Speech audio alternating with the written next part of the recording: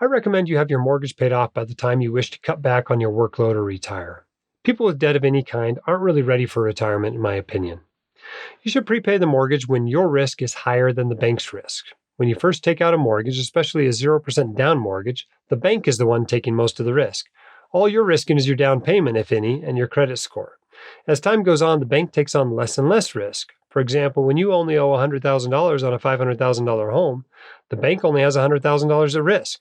And if you default, it stands to make $400,000 on the deal. Meanwhile, a foreclosure at that point costs you $400,000 and only saves you $100,000.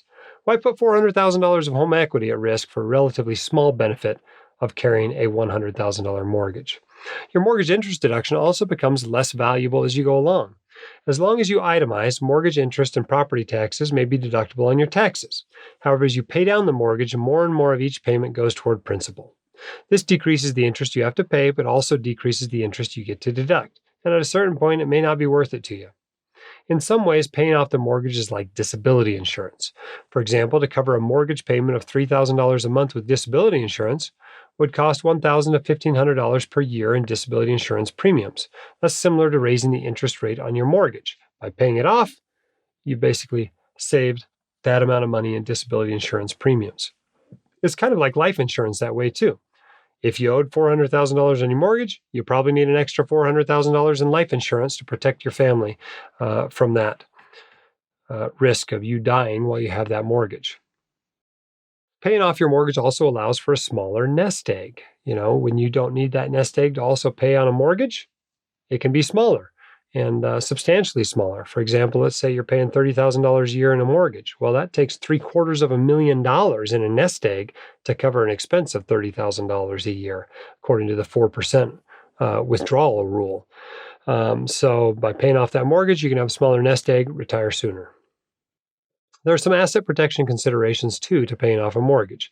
Now, these are state-specific. Most states protect your 401k and your IRAs from creditors. No states protect a taxable investing account, though.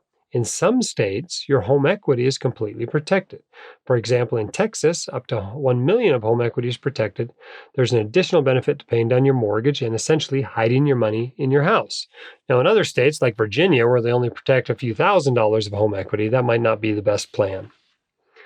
A lot of people compare the interest rate on their mortgage to what they might make with their investments and decide that mathematically it makes sense to carry the debt and invest instead. But there's more to the prepayment decision than just weighing a psychological benefit of being debt-free with the ability to invest using low-interest, non-callable margin debt like a mortgage.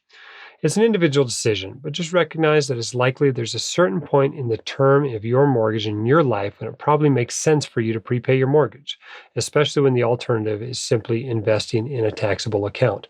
We all think we're going to invest the money that we're not putting toward our mortgage, but in reality, a lot of us spend at least part of that money instead of putting it toward investments. In general, I think using money that would otherwise be invested in a taxable account to pay down student loans or mortgage debt is a fine move. But I would hesitate to give up significant tax breaks to reduce low-interest debt. In other words, max out your 401k, your HSA, aka Stealth IRA, and your backdoor Roth IRAs before paying down your mortgage. My dad, your host, Dr. Dolly, is a practicing emergency physician, blogger, author, and podcaster. He is not a licensed accountant, attorney, or financial advisor, so this podcast is for your entertainment and information only and should not be considered official, personalized financial advice.